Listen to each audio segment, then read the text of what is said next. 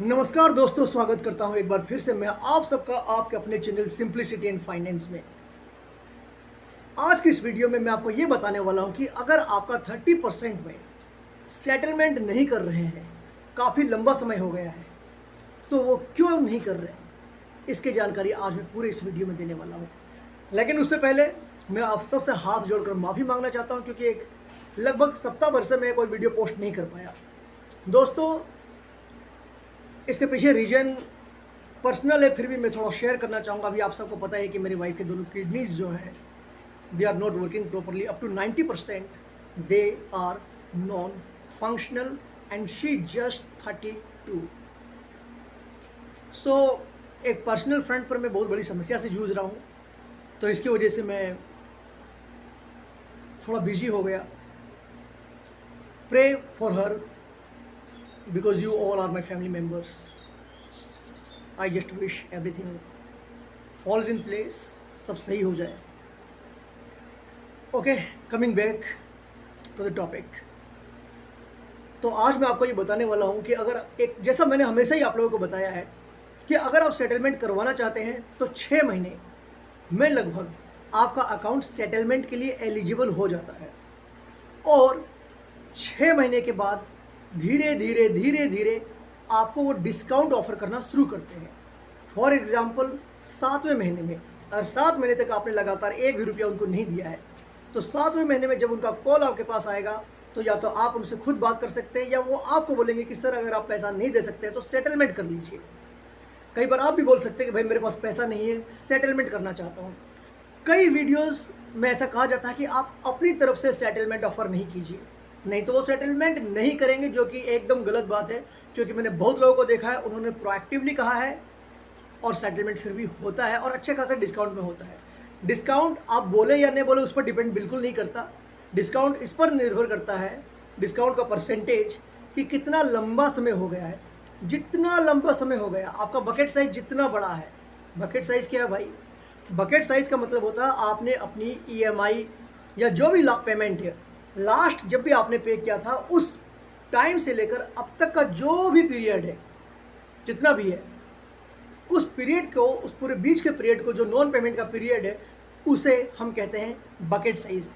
तो आपका bucket size जितना लंबा होगा, डिस्काउंट उतना ज़्यादा मिलता जाएगा। फॉर एग्जाम्पल समझिए, 7 महीने पर सेटलमेंट आपने मांगा या उन्होंने ऑफर किया, तो 1 लाख पर वो बोलेंगे ठीक है भाई, अगर आपके पास 1 लाख रुपए नहीं है तो हम आपको चलिए 90,000 रुपीज़ में सेटलमेंट कर देते हैं। That's for 7 months. और मान लीजिए कि अगर अभी भी आपके पास नहीं, आप बोल रहे भाई नहीं है मेरे पास, मैं अभी नहीं दे पाऊंगा, चाहे आपको जो करना है कर लो, 10 महीने बीत गए, तो बोलेंगे कि ठीक है 80,000 रुपये में हम आपका सेटलमेंट कर देंगे, चलिए बात खत्म। 20,000 हम आपसे नहीं ले रहे हैं, आप हमें 80,000 रुपीज़ दे दीजिए और सेटलमेंट कर लीजिए। अब इसके बाद अभी भी आपके पास पैसे नहीं है, अब हो गए 12 महीने, अब वो बोलेंगे चलो भाई 60,000 रुपीज़ दे दो, 40,000 रुपये में आपका छोड़ रहा हूँ। और इस तरीके से ये डिस्काउंट आपका बढ़ता जाता है। ये डिस्काउंट जो है, ये जब तक 30% पर नहीं आ जाए तब तक आपको सेटलमेंट नहीं करना है। 40% में भी आप सेटलमेंट कर सकते हैं। मान लीजिए आपने 10,000 रुपये लिए हैं, उसका 40% कितना होगा? 4,000 रुपये। बहुत ज़्यादा अमाउंट नहीं है, तो आप 4,000 रुपये में डिस्काउंट सेटलमेंट कर सकते हैं। लेकिन जब लाखों की बात होती है तो ये 10% मायने रखता है। तो वहाँ आप 30% पर इंसिस्ट कीजिए, अमाउंट छोटा है तो आप 40% में भी डिस्काउंट सेटलमेंट कर लीजिए। कारण क्या है? कारण ये है कि जितनी जल्दी हो सके इस मुसीबत से निजात पानी है। तो आज की वीडियो में आपको ये बताने वाला था कि एक लंबा पीरियड होने के बाद भी अगर आपको सेटलमेंट ऑफर नहीं किया जा रहा है 30% में, तो इसका क्या कारण है। डिपेंड एक्चुअली करता है इस बात पर कि आपने जो लोन ले रखा है, ये बैंक से ले रखा है या NBFC कंपनी से ले रखा है। दोस्तों, बैंक बहुत बड़ा होता है, कैपिटल उनके पास बहुत ज़्यादा होता है, लेकिन NBFC कंपनी जो होती है वो थोड़ी छोटी होती है, कैपिटल उनके पास बहुत कम होता है। बैंक आपको बहुत ज़्यादा डिस्काउंट दे सकता है, उनके अर्निंग के मल्टीपल सोर्सेज होते हैं।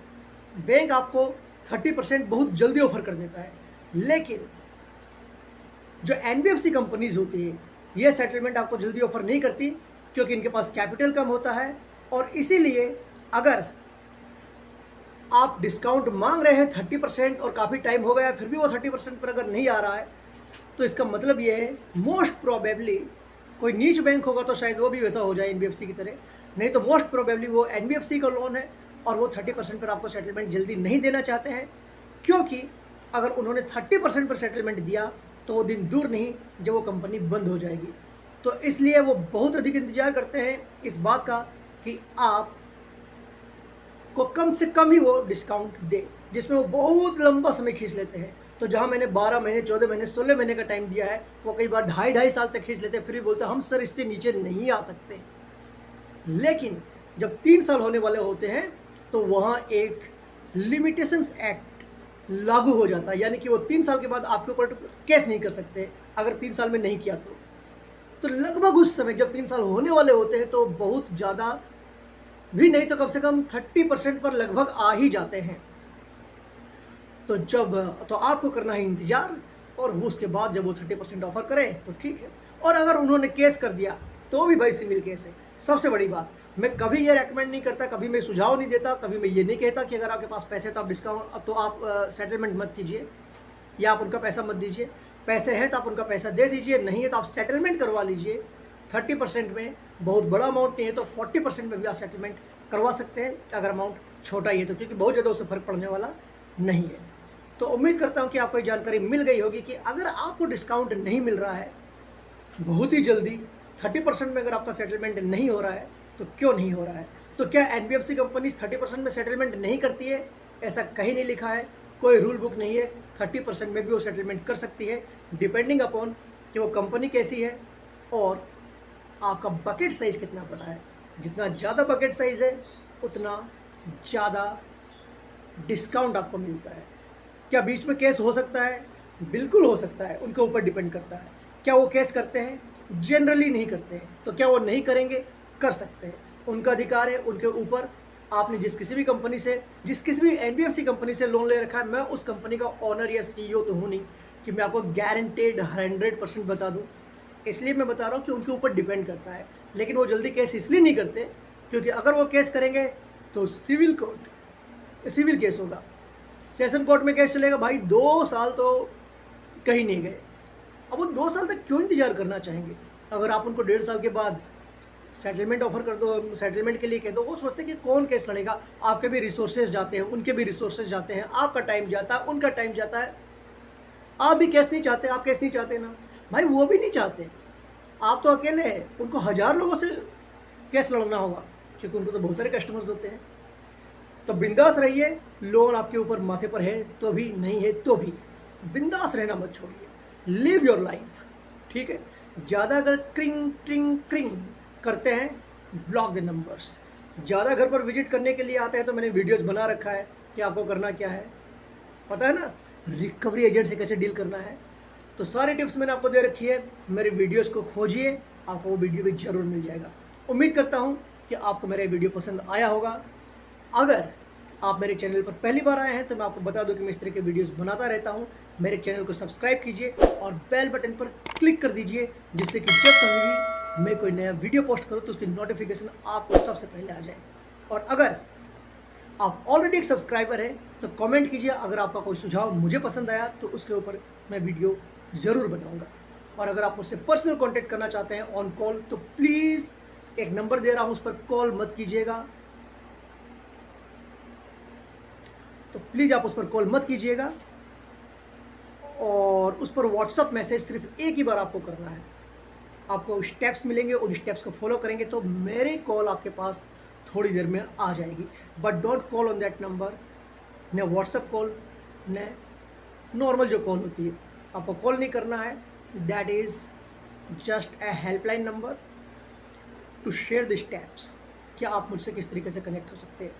आबाद रहिए, खुश रहिए, और मैं उम्मीद करता हूँ और प्रे करता हूँ कि जल्दी ही आप सभी लोन के स्ट्रैप से मुक्त हो सके।